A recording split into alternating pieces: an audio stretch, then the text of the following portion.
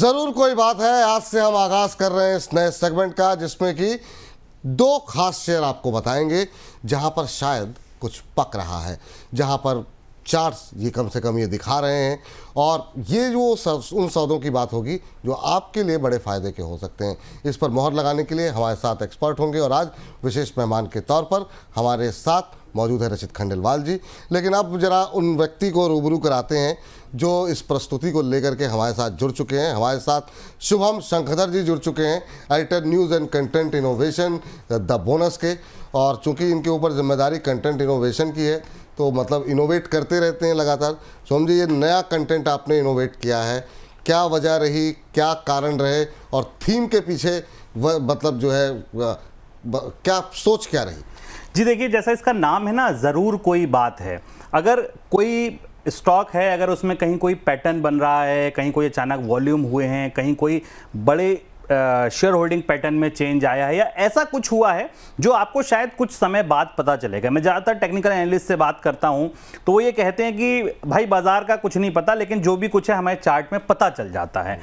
तो अगर चार्ट में वो पता चल जाता है तो क्यों ना हम अपने दर्शकों को पहले वो बताएं कि यहाँ कुछ होने वाला है, यहाँ कुछ हो रहा है, जो शायद आपको आने वाले दिनों में पता चलेगा और आप खरीद कर या बेच कर, क्योंकि दोनों ही साइड के वो सौदे हो सकते हैं, आप फायदा उठाएं। तो हमारी कोशिश ये रहेगी कि हर बुधवार को कोई दो स्टॉक लेकर अपने दर्शकों के लिए आएं जो कम से कम उनके लिए वॉच लिस्ट में डालने लायक हों कि हाँ वाकई ये द बोनस पे ये शेयर सुना था, तो क्या इसको वॉच लिस्ट में डाला जाए। और रचित जी जैसे एक्सपर्ट हों तो उस पर तत्काल मुहर भी लग जाएगी कि वॉच लिस्ट में डालें या ना डालें। बोनस की रिसर्च टीम को अभी और रिसर्च करने की ज़रूरत है या नहीं, ये सिलसिला और आगे बढ़ाया जाए और नए स्टॉक लेकर आए जाए। चलिए तो आगाज करते हैं, शुरुआत करते हैं आज की इस थीम की, और पहले शेयर पे जरा चर्चा शुरू करते हैं।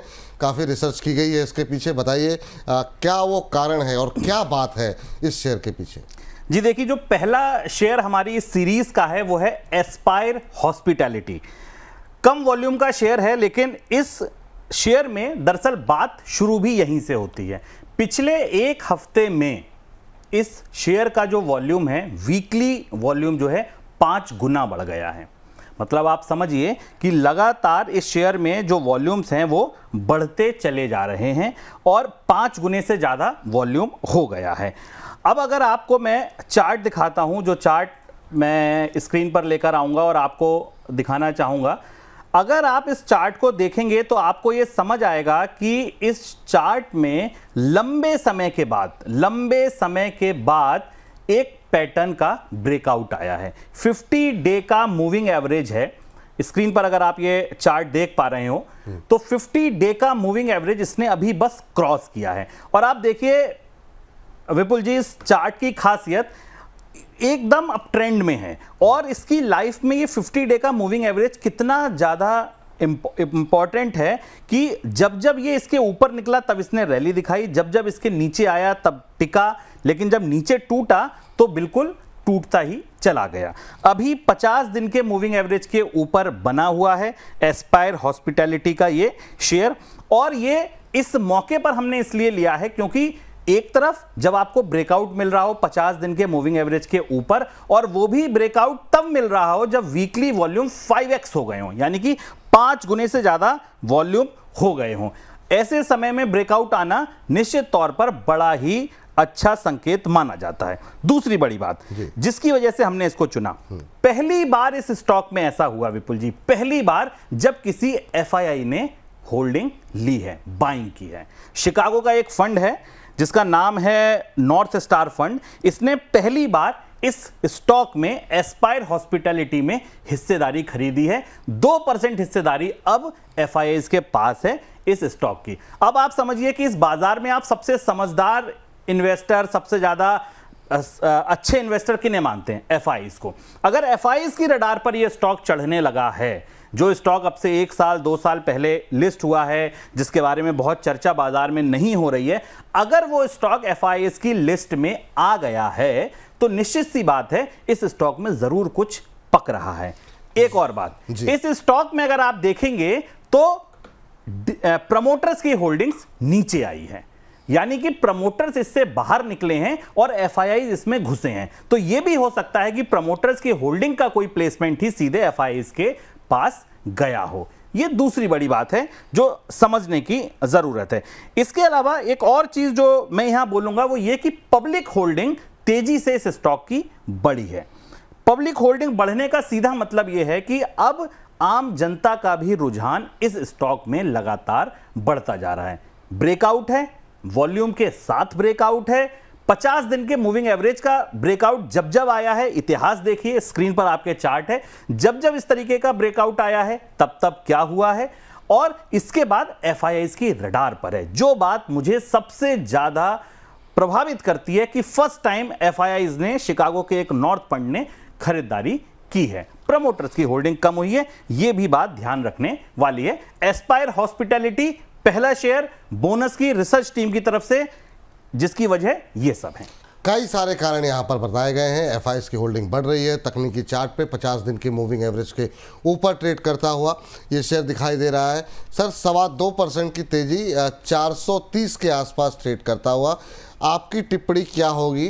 क्या आपकी मोहर है यहाँ पर या फिर कुछ और आप सलाह देंगे यहाँ पर? सर सबसे पहले तो मैं शुभम सर को आपके चैनल के माध्यम से कॉन्ग्रेचुलेट करना चाहूंगा। अभी उन्होंने एक बहुत बड़ी फाइनेंस की डिग्री अभी अचीव करी है, और शुभम सर के साथ ये चीज होने वाली थी, ये मैं एक्सपेक्ट भी कर रहा था, क्योंकि सर ये बहुत ज्यादा पढ़ते हैं और बहुत ही उम्दा तरीके से इन्होंने परफॉर्म किया और वो डिग्री इनको मिली, तो उसके लिए कॉन्ग्रेचुलेशंस। और उस डिग्री के बाद ऐसा कुछ होने वाला था, ये मैं एक्सपेक्ट भी कर रहा था। अब जब ये एक पूरा का पूरा जो अपना रिसर्च कवरेज दे रहे थे, तब मैं बैकएंड पे बैठ के इसको ढूंढ के और इसके बारे में सब कुछ पढ़ रहा था। सर अनडाउटेडली मैं कॉन्ग्रेचुलेट करना चाहूंगा, एक बहुत ही उम्दा स्टॉक है जो उन्होंने उठाया है, और वेरी फ्रैंकली इसके पहले मैंने इस स्टॉक को नहीं ट्रैक किया था। आपको एक और चीज मैं ऐड कराना चाहूंगा शुभम सर कि देखिए जो रिटर्न ऑन इक्विटी है वो भी इसकी अपने पूरी पीयर ग्रुप में सबसे अच्छी है। इसका रिटर्न ऑन इक्विटी 77% का है। आप देखिए डीएलएफ 6.91%, मैक्रोटेक 11%। ये सब चीजें आप देखें, और इसका जो परफॉर्मेंस रहा है वो तो हमने देखा ही है, आउट परफॉर्म कर रहा है ये। और दो छोटे टिकट साइज की कंपनी है, बट एफआईआई का जरूर इसमें एक एंट्री भी चालू हो गई है। तो मैं समझता हूं ये शुभम सर की एक बहुत अच्छी पिक है, और जिस तरीके से ये मूव कर रहा है इन टाइम टू कम, आप बहुत कंफर्टेबली 550 से 600 का level short to medium term में देख सकते हैं। Amazing stock found by Shubham sir. 550 से 600 मौजूदा भाव है 430 रुपये, करीब 2.25% की तेज़ी। तो यहाँ से एक ठीक ठाक अपसाइड की उम्मीद आप यहाँ पर कर सकते हैं। एस्पायर हॉस्पिटैलिटी आज ज़रूर कोई बात है का पहला शेयर जहाँ पे 430 का लेवल देखने को मिल रहा है, और यहाँ पर जो है ऊपर की तरफ काफ़ी एक अच्छे खासे अपसाइड की मोहर जो है वो जो है रचित जी की तरफ से लगाई गई है। चलिए, तो ये बात रही आज के पहले शेयर की। अब जरा रुख करते हैं आज के दूसरे शेयर की तरफ कि वहाँ पर क्या कुछ हलचल चल रही है और वहाँ पर कौन सी बात है। शुभम जी बताइए। जी देखिए, दूसरा स्टॉक जो है वो है एस्ट्रल लिमिटेड का। ये एक ऐसा स्टॉक है जो तमाम लोगों का डार्लिंग शेयर रहा है। तमाम लोग इसको, बड़े बड़े इन्वेस्टर, बड़े बड़े म्यूचुअल फंड हाउसेज इस स्टॉक को होल्ड करते हैं। लेकिन अब जरा इसके चार्ट पर आप नजर डालिए। स्क्रीन पर अगर आप ये चार्ट देखेंगे एस्ट्रल का, मेरी स्क्रीन मैं पीसीआर से कहूंगा कि वो शेयर करें। बीते एक साल से विपुल जी ये स्टॉक लगातार अब तो उठ जाओ महाराज की स्थिति में है। मतलब आप देखिए, ऊपर से जैसे बच्चे झूला झूलते हैं ना स्लाइड पे, ऐसे ये झूलते हुए नीचे चलता चला आ रहा है अपने जीवन में। ये जो लाइन आप देख रहे हैं ऑरेंज कलर की जो मैंने ड्रॉ की है, ये लाइन 50 दिन का मूविंग एवरेज है। 50 दिन का मूविंग एवरेज इसकी लाइफ में कितना इंपॉर्टेंट है आप देखिए कि जब इसने एक बार इस लेवल पर, यहां पर जहां इस समय मेरा माउस है, इसने जब एक बार जुलाई 2024 में ये 50 दिन का मूविंग एवरेज तोड़ा है, उसके बाद से इसने 50 दिन के मूविंग एवरेज के ऊपर कोई एक ढंग की कैंडल नहीं बनाई, नहीं बनाई, नहीं बनाई। लेकिन आज इसको जरूरी हो गया था जरूर कोई बात है में लाना, क्योंकि अब पक्का इसमें कोई बात है। क्यों है? उसके 3-4 बड़े कारण। पहला कारण, आप जरा इसके अंत में आइए और देखिए कि 50 दिन के मूविंग एवरेज के ऊपर निकलकर अब ये स्टॉक लगातार काम कर रहा है। बीते 5 कारोबारी सत्रों में इसने इस लेवल को बड़ा सम्मान दिया है। उसके जस्ट नीचे जरा वॉल्यूम्स की बार देखिए, जो ग्रीन वॉल्यूम की 2 बार हैं, यानी कि जो ब्रेकआउट भी आया है वो बड़े वॉल्यूम्स के साथ आया है। अगेन एक ऐसा स्टॉक जो लंबे समय से नीचे चल रहा था, उसने अब एक ब्रेकआउट दिया है और वो ब्रेकआउट अच्छे वॉल्यूम्स के साथ दिया है। कंपनी एक ऐसी कंपनी है जो एफआईज की भी रडार पर रहती है, म्यूचुअल फंड्स की भी रडार पर रहती है और तमाम लोग इसमें ट्रेड भी करते हैं। कंपनी डेट फ्री है, ऑलमोस्ट डेट फ्री है ये कंपनी, कोई दो राय नहीं है इसमें। अगर आप देखेंगे पिछले 10 साल में कंपनी की मीडियन सेल यानी कि औसत सेल आप मान लीजिए 17% से बढ़ी है, डबल डिजिट, सोचिए 15% से ज्यादा बढ़ी है। एफआईआईज ने हिस्सेदारी कुछ कम की, बहुत कम की, थोड़ी सी, लेकिन डीआईआईज ने उससे ज्यादा हिस्सेदारी बढ़ा ली। यानी कि एक जेब से पैसे निकले किसी बड़े इन्वेस्टर की और दूसरी जेब में आ बसे। आज 1361 रुपए पर हम इस स्टॉक को डिस्कस कर रहे हैं, लेकिन मुझे पूरी उम्मीद है भाव ऊपर चलना चाहिए, क्योंकि तमाम ऐसे कारण इसके साथ बन रहे हैं। रिजल्ट अभी अवेटेड हैं। इस साल भी इन दोनों ही कंपनी का, एस्पायर को भी मैं कहूंगा और इसको भी कहूंगा, दोनों ही कंपनियां अच्छे नतीजे दे सकती हैं, ऐसा भी बाजार एक्सपेक्ट कर रहा है। 1359 रुपए का भाव अभी आपको जो ये स्क्रीन पर दिख रहा है, ये ब्रेकआउट के बाद का भाव है। मेरा मानना है, आप तमाम ब्रोकरेज हाउस की रिपोर्ट देखिए अभी हाल फिलहाल में जो आई हैं, काफी अच्छे टारगेट्स इसमें देख रहे हैं। और अगर ये चार्ट वाकई इस लेवल को ये रिस्पेक्ट करता है, देखिए एक कैविएट बस मेरा ये रहेगा, ये बाजार के साथ साथ चलता है। अगर कुछ होता है, निफ्टी में कोई बड़ा नीचे लेवल टूटता है, 23,200 का लेवल नीचे कह रहे हैं, 23,400 का लेवल ऊपर कह रहे हैं, 23,200 का लेवल को अगर निफ्टी रिस्पेक्ट करता है, बाजार में थोड़ी सी भी मजबूती आती है, तो यकीन मानिए इस तेजी में अगर सबसे ज्यादा कोई उड़ेगा तो उनमें एक शेयर एस्ट्रल हो सकता है, ऐसा हमारी रिसर्च टीम को लगता है। बहुत शानदार रिसर्च निकल के आई है और बहुत सारी पॉजिटिव चीज़ें हैं, और शायद जो ज़रूर कोई बात है, मैं इसको लेना इसलिए भी ज़रूरी था कि वाकई में कुछ बात है, क्योंकि आज हम डिस्कस कर रहे हैं और कुछ दिन पहले ही, करीब 1-2 हफ्ते पहले ही एक रिपोर्ट भी मैं देख रहा था कि एक्सिस सिक्योरिटीज़ की तरफ से यहाँ पर एक रिपोर्ट आई है और यहाँ पर 1475 रुपये के लक्ष्य जो है वो दिए जा रहे हैं। रचित जी के पास चलते हैं। रचित सर, चार्ट्स देख लिया हमने, कंपनी डेट फ्री है ये भी जान लिया, आपकी टिप्पणी क्या होगी इस कंपनी को लेकर के, एस्ट्रल को लेकर? पर देखिए शुभम सर का ये जो डायलॉग है ना, अब तो उठ जाओ महाराज, ये बेचारे इस पूरे सेक्टर के लिए भी आप देखेंगे ना तो गलत नहीं होगा। और ये मैं क्यों बोल रहा हूं, आप देखिए पीयर ग्रुप कंपैरिजन में मैं बैठ गया था, क्योंकि सामने शुभम सर हो तो आपको डेफिनेटली अपनी रिसर्च भी थोड़ी सी स्ट्रॉन्ग कर लेनी चाहिए। आप देखिए सर, इसने -35% का रिटर्न दिया है, तो फिनोलेक्स इंडस्ट्रीज ने भी -33, प्रिंस पाइप -60%, किसान मोल्डिंग 50% माइनस, कीर्ति इंडस्ट्रीज 27% माइनस। तो मैं आपको ये बात बताना चाह रहा हूं कि पूरे के पूरे सेक्टर ने अंडर परफॉर्म किया। अब सेक्टर में ये मार्केट लीडर कैसे है, आप देखिए इसकी जो रिटर्न ऑफ इक्विटी है वो मीडियम टू हायर साइड ही है as compare to the entire sector. और सेल्स की अगर हम बात करें, जो शुभम सर बात बोल रहे हैं बिल्कुल सही है, पूरे मार्केट में टॉप नॉच सेल फिगर्स ये देने वाली कंपनी है, नेट प्रॉफिट्स भी इसके बहुत अच्छे हैं और डेट टू इक्विटी रेशियो 0.03% है, जो कि अपने आप में बहुत ही उम्दा है। उसके चलते मैं बिल्कुल शुभम सर की रिसर्च के साथ स्टिक अराउंड करूंगा, और जिस तरीके से ये मूवमेंट कर रहा है, हो सकता है आप थोड़ा सा रेजिस्टेंस 1540 के आसपास देखने को मिले। जैसे ही वो लेवल तोड़ेगा बहुत कंफर्टेबली क्रूज करेगा, और 1850 रुपए का लेवल, ये मैं आपको 6 महीने से साल भर का लेवल दे रहा हूं, 1840 तक का लेवल आपको ये दिखाने का दमखम रखता है। ठीक, 1540 पहला और वहाँ पे एक रुकावट है, और उस बाधा को अगर ये शेयर पार कर जाता है मजबूती के साथ, तो ऊपर 1840, 1850 ये टारगेट यहाँ के लिए निकल करके आ रहे हैं। हालांकि ये नज़रिया 6 महीने से 1 साल का है ना सर? बिल्कुल। एस्पायर हॉस्पिटैलिटी के लेवल्स भी एक बार जरा टारगेट दर्शकों के लिए बता दीजिए, ताकि लोग नोट डाउन कर लें कि क्या हो सकते हैं। और ये आपको बता दें कि ये कोई ऐसे लक्ष्य नहीं है जो कल पूरे होंगे, आज पूरे होंगे, आज खरीदिए आज बेचिए, ऐसी कोई बात हम नहीं कर रहे हैं। लेकिन यहाँ पर क्या एक्शन लग रहा है, क्या फंडामेंटल्स कह रहे हैं, वो हम आपको बता रहे हैं, एक्सपर्ट बता रहे हैं कि यहाँ पर क्या टारगेट हो सकते हैं। सर रशीद सर, आप जरा एक बार फिर से एस्पायर हॉस्पिटैलिटी का। एस्पायर का देखिए जो चार्टिकल पैटर्न सजेस्ट कर रहे हैं, जिस तरीके से मूव कर रहा है, बहुत कंफर्टेबली आपको 480 से 540 की रेंज देखने को मिल सकती है in medium term. Medium term, चलिए, तो यहाँ पर भी 480 से 540 के आसपास के लेवल एस्पायर हॉस्पिटैलिटी में देखने को मिल सकते हैं। दोनों के भाव दिखा दीजिए, जो लोग नोट डाउन नहीं कर पाए एक बार कम से कम भाव को देख लें।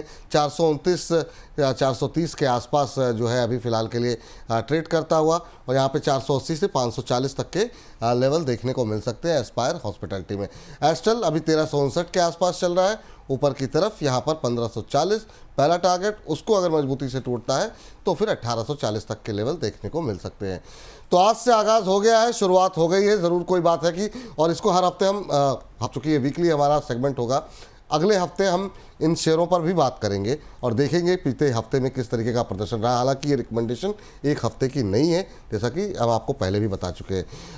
चलते चलते कुछ और विशेष टिप्पणी करना चाहेंगे इस सेगमेंट के बारे में शुभम जी, और अगले हफ्ते फिर आपसे जो है हम 2 शेयर और जानेंगे। तो मतलब परीक्षण के लिए तैयार हैं? बिल्कुल परीक्षण के लिए तैयार हैं, और स्टडी बहुत सारे स्टॉक्स पर एक साथ चल गई, शुरू हो चुकी है। बहुत सारी कसौटियों पर इन्हें कसा जा रहा है, और कोशिश ये की जा रही है कि दर्शकों के लिए स्टॉक्स ऐसे ढूंढ कर लाए जाएं, ऐसे एनालिस्ट के साथ उन्हें डिस्कस किया जाए जो अच्छे टारगेट दे सकें और 2 टूक कह सकें कि नहीं नहीं ये नहीं लेना है, ये लेना है तो किस भाव पर लेना है, इसे बेचना है तो शॉर्ट मारना है तो किस टारगेट के साथ मारना है। उतनी एप्ट बात हम दरअसल इसमें करने की कोशिश करेंगे, और टीम का जो बोनस की टीम का पूरी कोशिश होगी वो ये होगी कि जरूर कोई बात है। आप देखिए कि ये जो बदलाव आ रहे हैं चार्ट्स पर, वॉल्यूम्स में, शेयर होल्डिंग पैटर्न में, क्या ये किसी बड़े संकेत की तरफ इशारा कर रहे हैं? स्टॉक टू वॉच में आप अपने इसको डाल लीजिए, अपनी वॉच लिस्ट में लगा लीजिए, और अगर कोई मूवमेंट बनता है, आपके एक्सपर्ट ये सुझाव देते हैं या द बोनस पर आने वाले एक्सपर्ट आपको ये सुझाव देते हैं और आप उनकी सलाह पर काम करना चाहते हैं, तो आप इसमें सौदे बना सकें। फिलहाल बुधवार को 2 स्टॉक, लेकिन अगर ऐसी टिप्पणियां आती हैं लोगों की नहीं और लाइए, जल्दी लाइए, तो हम कोशिश करेंगे आगे इसकी फ्रीक्वेंसीज बढ़ाई जा सके। तो फ्रीक्वेंसी बढ़ानी है तो फिलहाल आप लोगों को जो है टिप्पणियाँ ज़्यादा करनी पड़ेगी, क्योंकि शुभम जी टिप्पणियाँ आप देखेंगे, और अगर उनके संख्या बल ऐसा रहा कि नहीं, मतलब इसको जो है और ज़्यादा हम लोग हफ्ते में हर रोज़ करें या हफ्ते में 2-3 दिन करें, उसके बारे में भी अपनी सलाह, अपनी टिप्पणियाँ हमें ज़रूर दें, और इसको आप अलग से सेगमेंट से भी हम अपलोड करेंगे, तो वहाँ पर भी आप इसका डिटेल एनालिसिस देख सकते हैं। एक चीज़ बस मैं जोड़ूंगा, इसमें रितेश जी का एक सवाल आया है कि सर कोई स्टॉप लॉस हो तो वो भी बता दीजिए। तो ये मेरी गुजारिश होगी रचित जी से कि जो स्टॉक हमने छाटे हैं सर, इसमें टारगेट्स तो दिए हैं, कोई स्टॉप लॉस है तो रितेश जी की ये बात बिल्कुल वाजिब है कि स्टॉप लॉस अगर बाजार में जिस तरीके के हालात चल रहे हैं, जिस बड़े नाजुक मोड़ पर हम खड़े हैं, किसी भी समय गिर पड़ सकते हैं, तो क्या स्टॉप लॉस रखा जाए, ये और बता दिया जाए। देखिए एस्पायर की हम पहले बात कर लेते हैं, और अगर आप इसमें शॉर्ट टर्म ट्रेड लेके चल रहे हैं तो आपका स्टॉप लॉस भी बहुत पास ही रहेगा, 360 रुपए का स्टॉप लॉस रहेगा। मगर ये जो स्टॉप लॉस मैं आपको बता रहा हूं, इसको इंट्राडे बेसिस पे नहीं, बट क्लोजिंग बेसिस पे अगर डिसाइसिवली इसके नीचे ट्रेड करना चालू करता है तो 360 का होगा, अगर आपकी ये शॉर्ट टर्म ट्रेडिंग बेट बन रहा है तो। और अगर आप इसको लॉन्ग टर्म के लिए लेके रखे हुए हैं तो आप बिल्कुल भी इसमें उस लेवल पे चिंता ना करें। अगर ये कभी आपको 310 रुपए के नीचे ट्रेड करता हुआ दिखता है तो फिर एक बार रिविजिट कर सकते हैं, एक बार अपना स्टॉप लॉस ट्रिगर भी करा सकते हैं, या उसके पहले एक बार चैनल के माध्यम से एक्सपर्ट से सवाल करके और पोजीशन रिविजिट करा सकते हैं। अब हम एस्ट्रल पे आ जाते हैं। तो एस्ट्रल देखें, if it is a trading bet तो स्टॉप लॉस यहां से थोड़ा सा नीचे है, 1230 रुपए का स्टॉप लॉस होगा, जिसको आप लगा के ट्रेडिंग बेट ले सकते हैं। मगर अगर आप इसको लंबी अवधि के लिए निवेश कर रहे हैं तो मुझे नहीं लगता कि आपको कोई स्टॉप लॉस की जरूरत पड़ेगी। बट एक एक्सट्रीम स्टॉप लॉस जिसके नीचे ये एक लॉन्ग टर्म टेक्निकल ट्रेंड पे खराब होता हुआ दिख सकता है, वो बन के आएगा 1180, उसके नीचे क्लोजिंग करता है तो इसमें खराबी आपको और बढ़ती हुई दिख सकती है। At the very face of it मुझे नहीं लगता वो आएगा, बट क्योंकि एक लेवल है जो आपसे शेयर करना जरूरी है तो वो ये लेवल है। तो स्टॉप लॉस का ध्यान भी रख लीजिए, जो लोग स्टॉप लॉस लगा करके कोई ट्रेडिंग अपॉर्चुनिटी ढूंढना चाह रहे हैं, लेकिन कोई भी ट्रेड लेने से पहले वित्तीय सलाहकार की मदद आप लोग सलाह जो है वो अवश्य ले लें। इस बीच रितेश जी कह रहे हैं जो आपको स्टॉप लॉस मिल गया है, और विनोद पटेल जी कह रहे हैं कि नाइस प्रेजेंटेशन। इसके अलावा विनोद पटेल जी कह रहे हैं congratulation to bonus team, and Vipul sir आपको भी थैंक यू सर। और देखना ये कि जो है आप लोग इसी तरीके से अगर उत्साह बढ़ाएंगे तो इसी तरह की नई नई चीज़ें, नए नए रिसर्च जो है हम लेकर के आते रहेंगे। फिलहाल के लिए कैसा लग रहा है हमारा ये नया सेगमेंट, इस पर भी अपनी टिप्पणियां हमें भेजते रहें। बहुत बहुत शुक्रिया शुभम जी आज की इस चर्चा पे जुड़ने के लिए, नए सेगमेंट का आगाज़ करने के लिए, इन दो शेयरों पे चर्चा करने के लिए। तो आगे भी जो है आपसे हम रूबरू होते रहेंगे और नए नए सेगमेंट के साथ, और इस पर तो अगले हफ्ते फिर से एक बार रिविजिट करेंगे, देखेंगे कि एक हफ्ते में कैसी चाल रही। बहुत बहुत शुक्रिया, बहुत बहुत धन्यवाद। तो इस सेगमेंट में फ़िलहाल इतना ही।